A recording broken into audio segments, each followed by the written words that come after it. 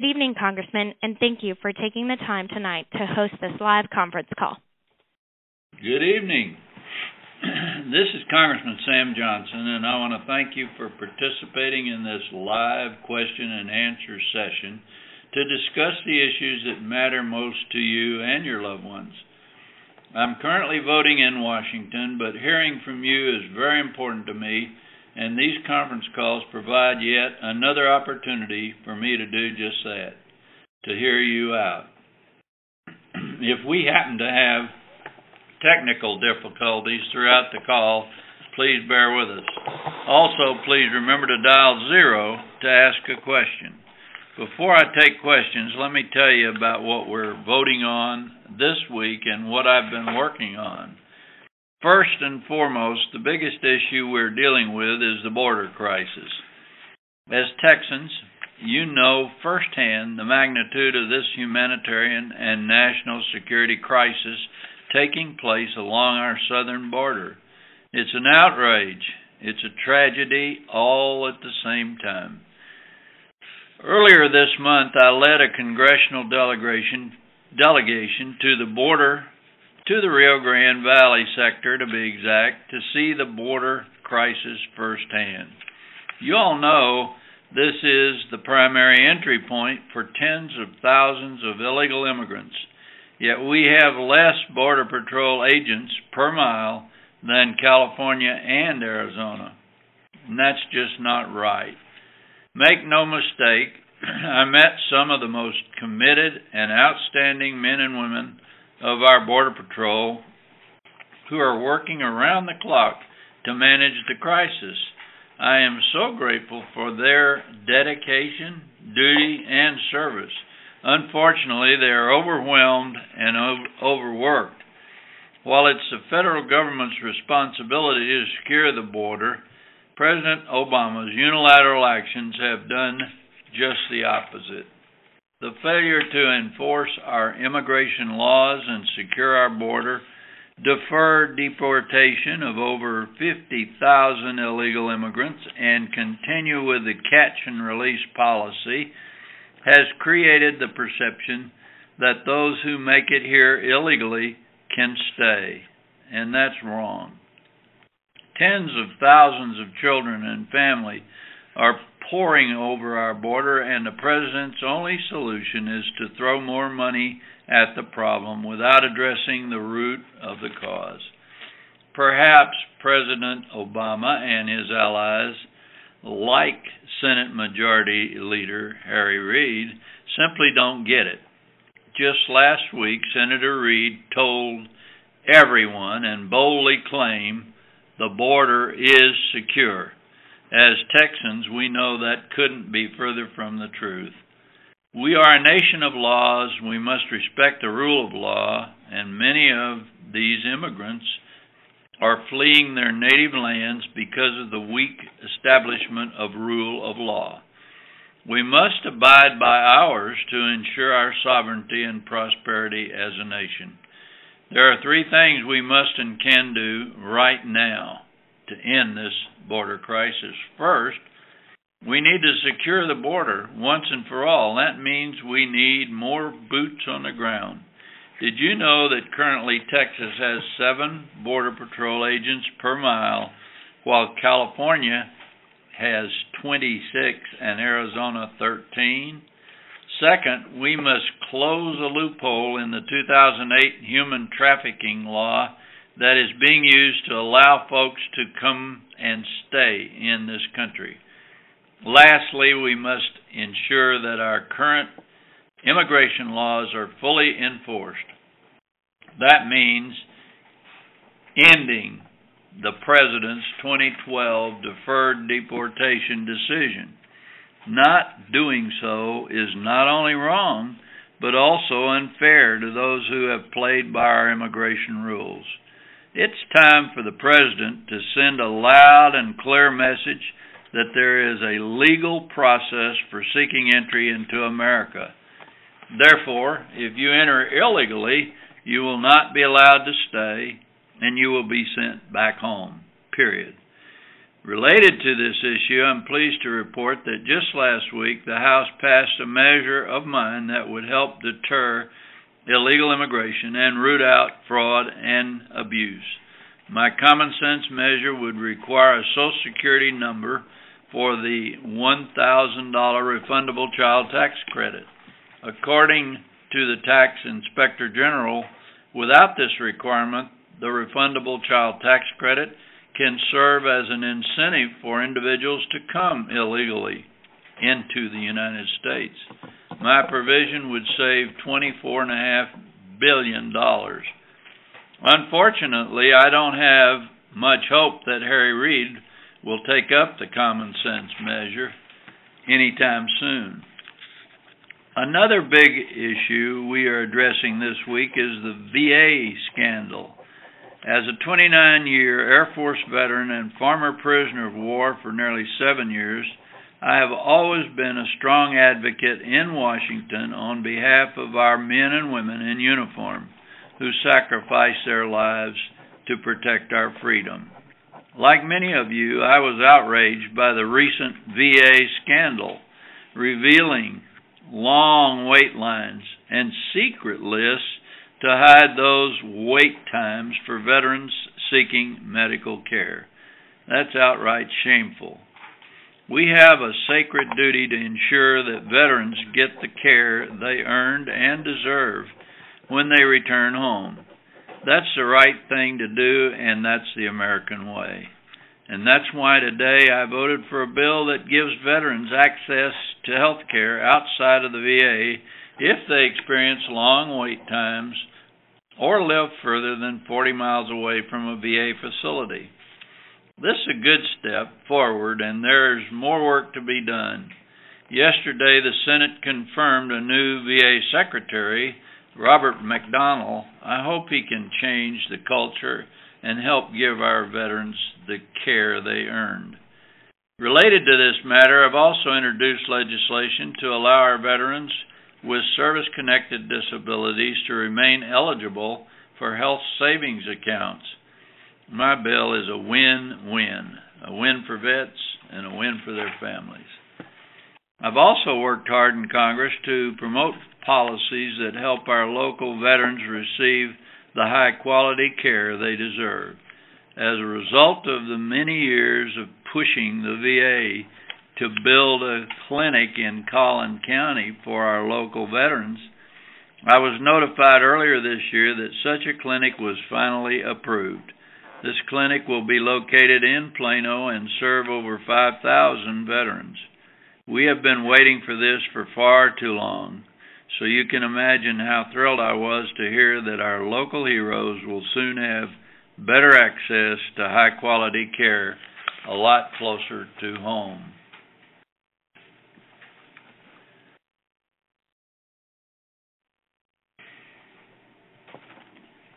Let me quickly switch gears and briefly talk about Social Security. As some of you may know, I am chairman of the Social Security Subcommittee. As chairman, I've held over 30 hearings, with more recent hearings focusing on major disability fraud scandals. You may have heard on about Puerto Rico, West Virginia, and New York. Those scandals cost taxpayers billions and take away from those who truly need disability benefits. Knowing that congressional action is needed to stop this fraud, I introduced a bill on the House floor earlier today to do just that. Also, earlier this week, those responsible for reporting on Social Security's financial health again sounded the alarm. Without action, full benefits can't be paid beginning in just 2 years for those receiving disability benefits. Further, when today's 48-year-old workers reach their full retirement age, they will see about a 23% benefit cut.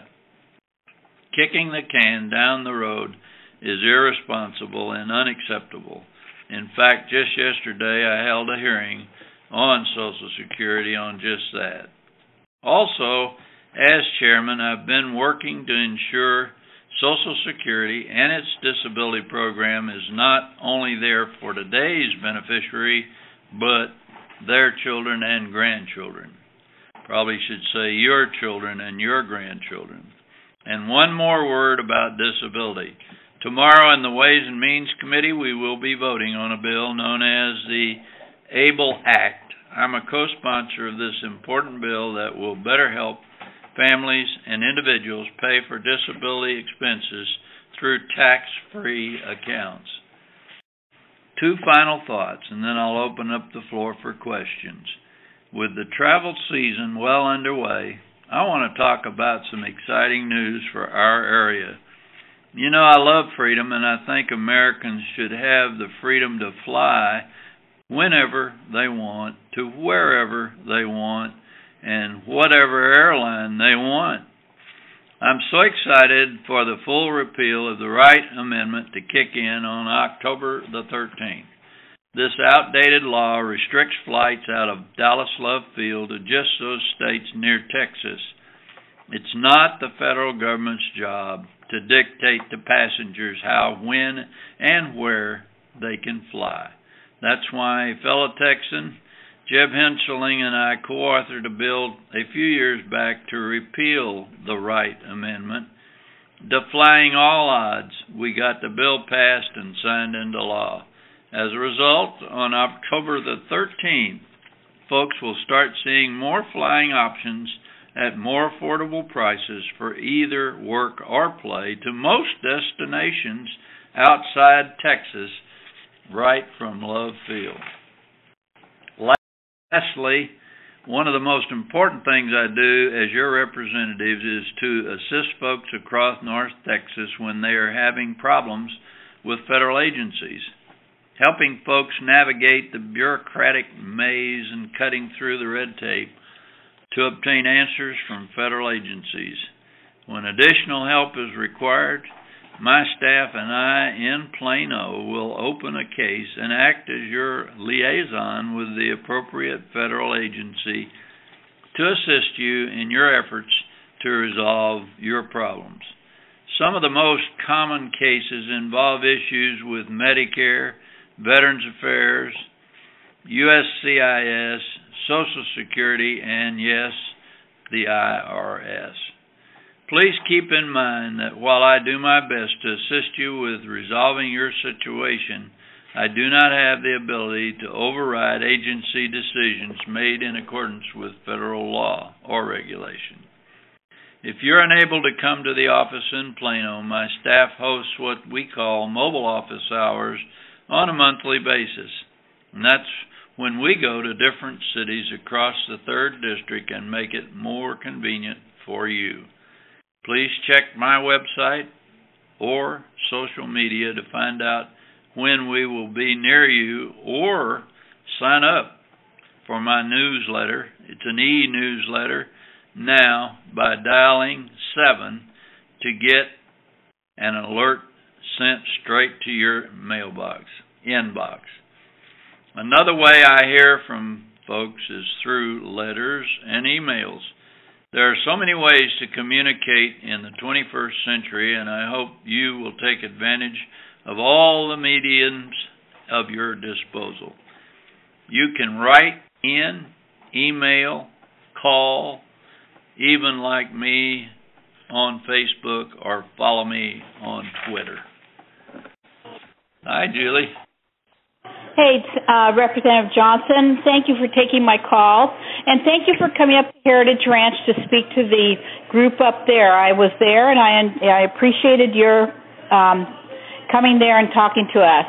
My question is, we had 80 people from the Heritage Ranch, Fairview area sign a petition regarding immigration reform, and it was sent to your office. We never received any acknowledgement or reply.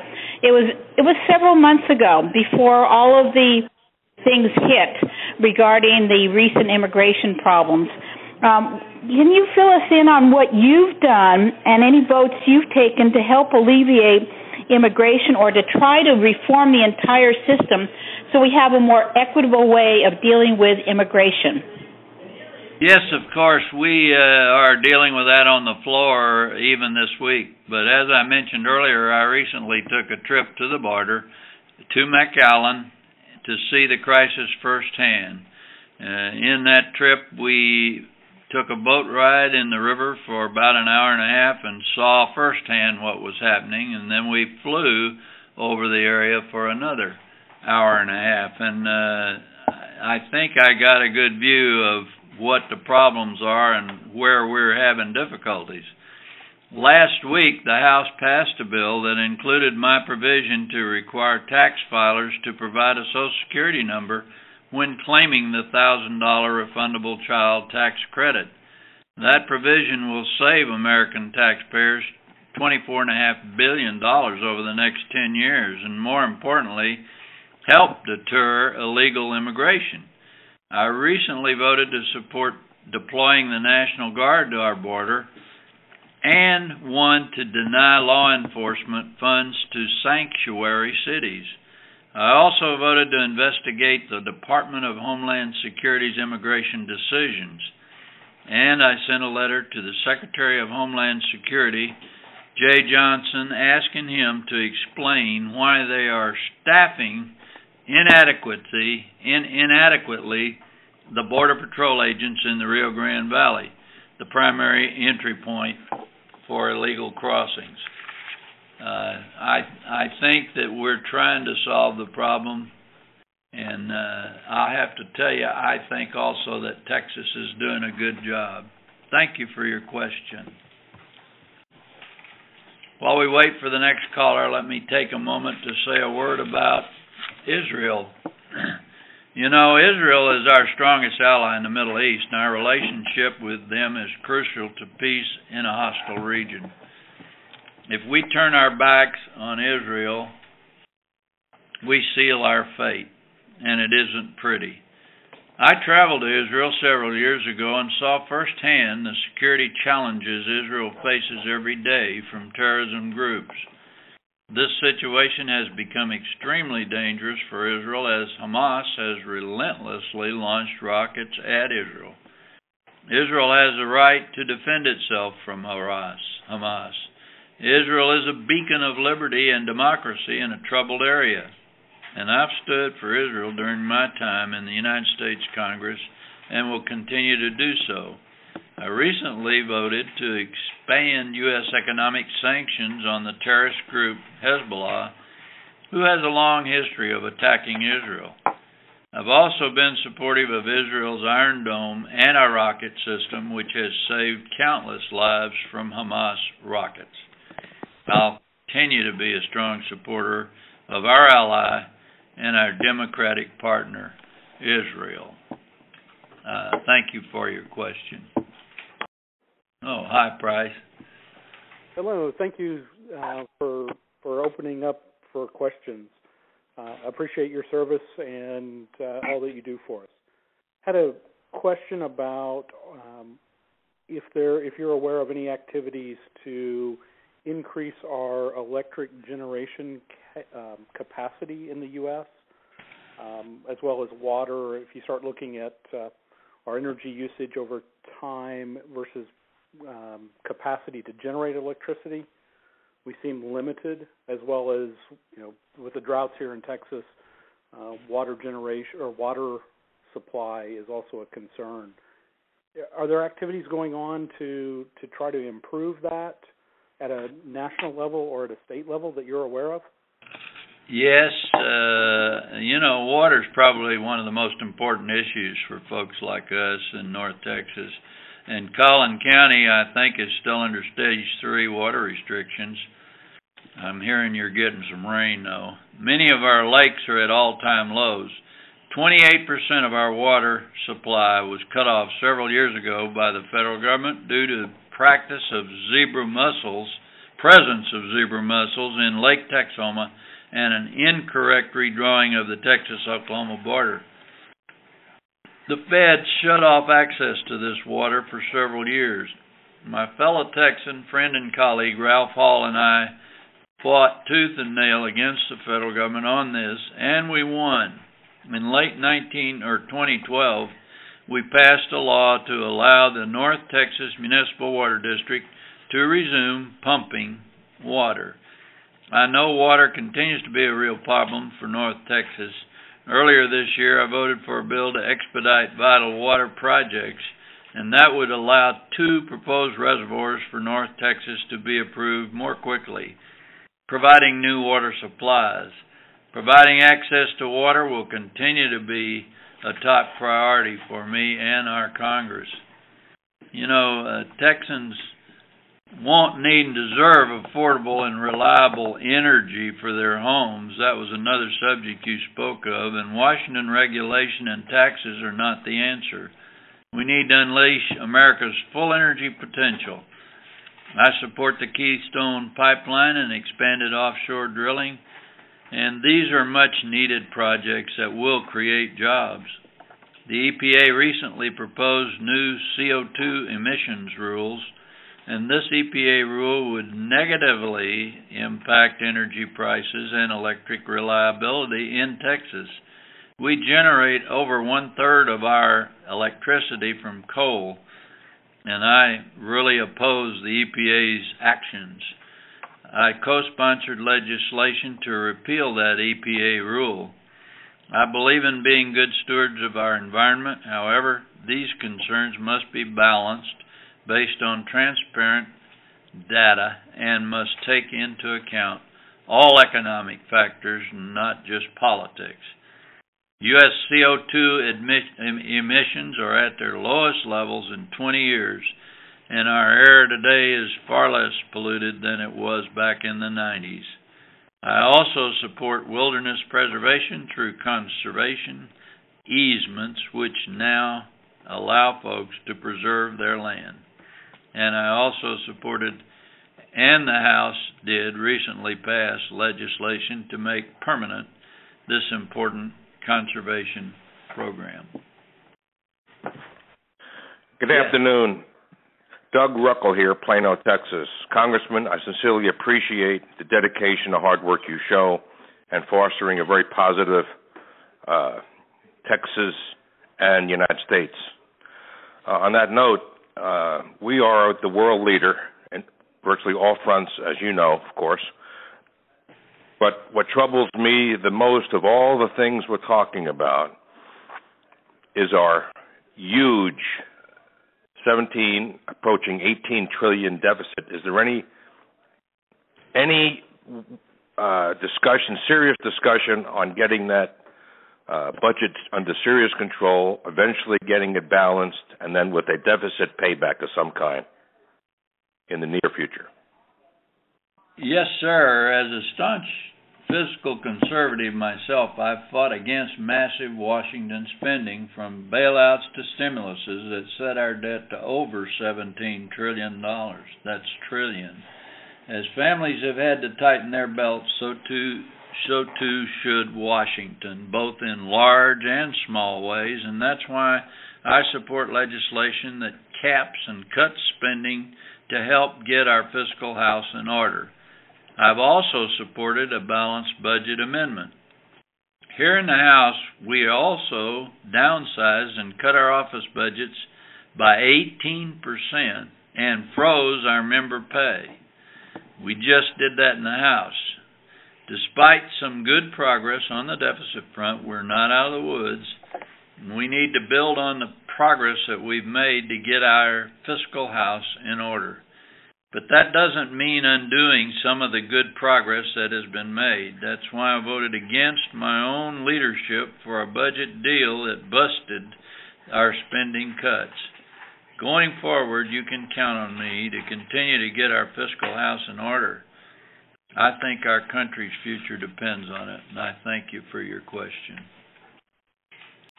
While we wait for the next caller, let me take a moment to say a word about the IRS targeting scandal. As a member of the Ways and Means Committee, I can tell you that we've been hard at work investigating the IRS targeting of Americans based on their beliefs. You know, some of my constituents, in particular the Allen area patriots, appear to have been targeted by the IRS, and that's just wrong. This is America. Americans have the right to participate in our democratic process. The bottom line is that the use of the IRS as a political weapon is outrageous and unacceptable. What's worse, this is the same agency that is enforcing Obamacare. Recently, we learned the key IRS officials, including Lois Lerner, had their emails lost. This latest revelation is deeply troubling and highly suspicious. Kind of hard to lose a whole computer. We recently, at a hearing about this, I slammed the IRS for bogus claims that it didn't have the money to back up employer emails. Yet this is the same agency that pays out bonuses to workers who owe back taxes. You know, we got to make sure this doesn't ever happen again. At this time, I'd like to remind you to dial 0 if you wish to ask a question. While we wait for the next caller, let me take a moment to say a word about foreign policy. Over the last few years, we've seen the disastrous effects of President Obama's policy of disengagement. Across the world, we're seeing international crises. The president is not engaged and lacks a clear foreign vision. The world is not a safer place under President Obama's watch. We need strong U.S. leadership, not disengagement. The president needs to stand up to our enemies. We cannot retreat from the world stage. This only undermines our allies and emboldens our enemies. And what you see in Israel is happening today because of that. It seems we may be experiencing technical difficulties. Please bear with us as we wait to connect to the next caller. I'll take a moment and say a few words about a little bit of everything. Without question, our tax code is broken and in need of comprehensive reform. The National Taxpayer Advocate has said that the complexity of the tax code is the number one most serious problem facing taxpayers. As you know, we need tax reform. For example, the U.S. has the highest corporate tax rate in the world. That high rate is driving business away from the U.S. That's why the Ways and Means Committee, under the leadership of Chairman Dave Camp, has been hard at work on tax reform. Unfortunately, despite all the work of the committee, from hearings to working groups to an actual proposal, we're not doing tax reform this year. And without a president willing to work with us, it's hard to see tax reform happening anytime soon. Going forward, let me say that other reform ideas, such as the fair tax, should be part of the discussion. We'll leave it up to the president to get it going. Well, Russia's recent aggressive actions show that it is attempting to tighten its grip over Eastern Europe with total disregard for the sovereignty of other nations. And that's just wrong. Putin is a bully, and the U.S. cannot sit on the sideline and do nothing. Many of our allies are fearful of Russian expansionism, yet see no leadership from this president. We must stand strong against Russian aggression and act to put tough economic sanctions on Russia. In 2009, President Obama called for a reset and a fresh start in our relations with Russia. Yet that has left us with no good options and a failure of leadership. Russia is no friend to the United States. Putin's disregard of United States actions further proves that our commander-in-chief is not taken seriously by the other countries. We can weaken Russia's power by exporting energy to Europe. Eastern Europe is largely reliant upon Russia for natural gas. By exporting energy to this region, we can undercut Russia. This summer I voted to approve natural gas exports, and as I said before, Russia is no friend to the United States. We must stand strong along with our European allies against Russian aggression. Yes, I can. Well, how are you? I'm fine, Congressman. I'm Douglas Raines from Allen, Texas. Congressman, I continue to hear and see these issues are stories that there are going to be major cuts in Medicare due to so-called Obamacare passage. And I wonder if this is true, and if so, what can be done to stop them for people like me who are dependent on Medicare. Thank you. And thank you. Go ahead. Well, thank you, sir. You know, Medicare is a major program that we need to protect, and it's a major financial trouble right now, expected to go bankrupt by 2030. This means that seniors and future generations are at risk of losing long-promised services unless the President and Congress act now to save the program. And we can't kick the can down the road until 2030, because the longer we wait, the harder it's going to be to save Medicare. We must act now to save Medicare for current beneficiaries, including you, and those in near retirement, and all other Americans. That's why I supported legislation that would keep Medicare solvent past 2030 while not changing Medicare for folks 55 and older. Yet, Democrats passed Obamacare, which cut billions from Medicare. As a result, seniors will begin to have significant problems accessing care as doctors continue dropping out of Medicare. And for the nearly 12,000 Medicare beneficiaries in Collin County enrolled in Medicare Advantage plans, these cuts will have an especially devastating impact. As a result of these cuts, half of Medicare Advantage beneficiaries could lose their plan, and those who remain in a Medicare Advantage plan will see benefit reductions. That's totally unacceptable as far as I'm concerned, and I hope that we can resolve it in the future. Yes, ma'am. How in the world are you? I'm doing fine. I just wanted to call you to thank you for getting the VA outpatient clinic in Plano. If you remember, we visited on this issue less than a year ago, and you said you'd do everything you can to make it happen. Well, we got 50,000 plus veterans from all wars in the Collin County area, most of them in your district. And I just wanted to call you to thank you for your efforts, and I'm looking forward to working with you in any way I can. Well, thank you.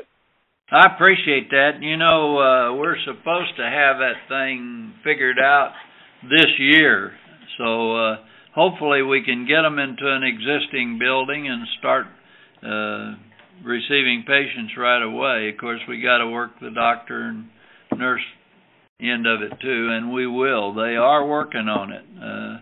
The year's already past middle, so I'm expecting to see some action at least by October, and I hope that happens, and thank you for your interest in that. Well, I'm on the health care committee for Collin County, and if I can help you round up some of these doctors and everything, just let me know. I appreciate it. Well, you know, and you said it, as a result of many years of pushing the VA to build a clinic in Collin County, we were able to do it and expect it to open in the near future. I think it's going to help us with, you say 10,000 veterans. I think you're probably right. I know it's over 6. So thanks again for your call. Economy. You know, I've got the great fortune of representing an economically vibrant district. We're getting new businesses out there every day, and the Toyota input is no small thing. For instance, you know they're moving their headquarters to Plano, and that ought to bring thousands of new jobs. That being said, I know that outside of Texas, our national economy could be doing much better. Unfortunately, our economy is being hurt by the policies of this administration. When you hit the economy with Obamacare, tax hikes, job-killing anti-growth regulations, it's no wonder our economy is struggling. Americans deserve better, and that's why here in the House we've been hard at work passing a job bill after job bill, just allowing the construction for the Keystone Pipeline is one example. In fact, the House has passed over 40 jobs bills, and they're just sitting in the Senate because the Senate won't bring them up. The bottom line is we need a Senate that'll work with us instead of playing politics. Yes, I can. Hi, Rick. How are you? I'm good, Congressman. First of all, let me say thank you for your representation of us. You're doing a wonderful job, and we appreciate you. Thank you. But my question is, I read today that the disability program within Social Security is probably going to be out of money in the next couple of years. And we also know that Social Security is in desperate need of overhaul. So with that situation looming, how is Congress going to handle correcting this kind of a problem in light of our $1 trillion plus debt, $3 trillion debt? Well, let me tell you, I'm as concerned about it as you are, and as chairman of Social Security Committee, I've had over 30 hearings, and more recently focusing on major disability fraud. As you may have heard, Puerto Rico, West Virginia, and New York are several cases, and we have increased the investigations around the country because I know that if it's happened in those places, it's happened in other places too.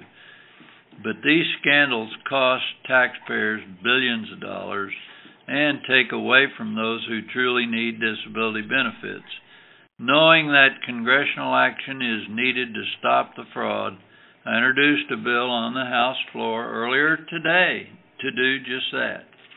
Also, earlier this week, those responsible for reporting on Social Security's financial health again sounded the alarm. Without action, full benefits can't be paid in just 2 years for those receiving disability benefits.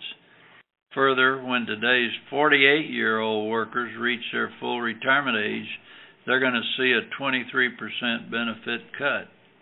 Kicking the can down the road is irresponsible and unacceptable. In fact, just yesterday we held a hearing. I held one on Social Security and that issue. As chair, I've been working to ensure Social Security and disability programs are not only there for today's beneficiaries, but for their children and their grandchildren. We're intent on fixing that issue, and I think, we can get some Democrat support for that too. Hi there. When are we going to get our Marine out of Mexico? Maybe we could trade Harry Reid for him? Okay, I'm with you on that. As you may have heard, Sergeant Tamaresi is being held in a Mexican jail, and my staff has been in touch with the State Department on this issue. Ultimately, this issue requires presidential leadership. We're not getting it. The president needs to put pressure on the Mexican government and bring Sergeant Tamaresi home right now. He can do this immediately, and yet our president has dithered and ignored this issue while a United States Marine is sitting in a Mexican jail. I'm sure you consider that unacceptable, so do I, and we'll continue to monitor the issue and push for his early release. Thank you for your call. We're about ready to close this call out. I want to thank everyone who's listened and who has talked to us. That's all the time we have, and I thank you all for participating in this conference call tonight. Hearing from you helps me do my job better, and I appreciate you taking the time to take the call. If you have any questions, please don't hesitate to contact our office, which is 469-304-03